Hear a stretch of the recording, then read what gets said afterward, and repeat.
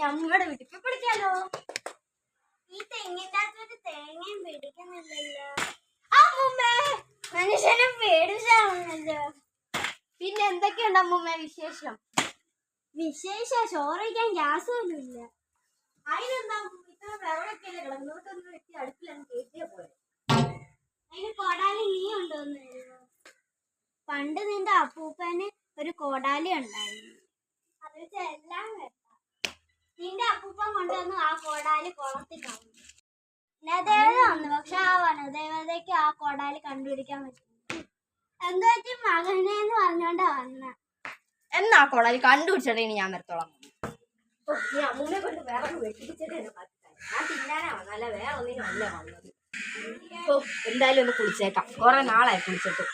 എല്ലാവർക്കും തപ്പി. എന്റെ ചെരുപ്പ് എവിടെ പോയി കിടക്കും? കോടാലിയും പോയി ചെരുപ്പും പോയി. എന്തോ പറ്റി മക്കളെ? ചെരുപ്പ് ഇട്ടോണ്ട് വന്നാൽ അതിപ്പോ കാണുന്നില്ല. പിന്നെ എന്റെ അപ്പൂപ്പന്റെ കോടാലി കിട്ടിയായിരുന്നു. ഞാൻ എന്താ പിന്നെ ഫുള്ള് ഞാൻ കോടാലി തപ്പി കൊടുക്കണം. വല്ല ഡ്യൂപ്ലിക്കേറ്റും എടുത്ത് കൊടുക്കാം. ഇതാണോ മകളെ നിന്റെ ചെരുപ്പ്? ഓ, ഇപ്പൊ സ്വർണത്തിനൊക്കെ ഭയങ്കര വിലയാ.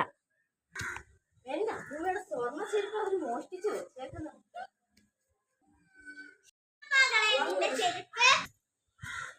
ഹായ്, വെള്ളിച്ചെരുപ്പുണ്ട്. അപ്പൂപ്പന്റെ ചെരുപ്പ് അവർ എടുത്ത് വെച്ചേക്കുവാ.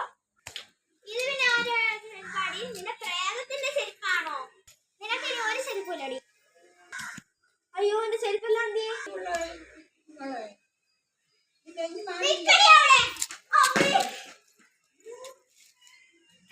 ഈ വനദേവതയുടെ അവിടെ കളി. ഇങ്ങനെ ഞാൻ കുറെ സാധനങ്ങൾ സമ്പാദിക്കും.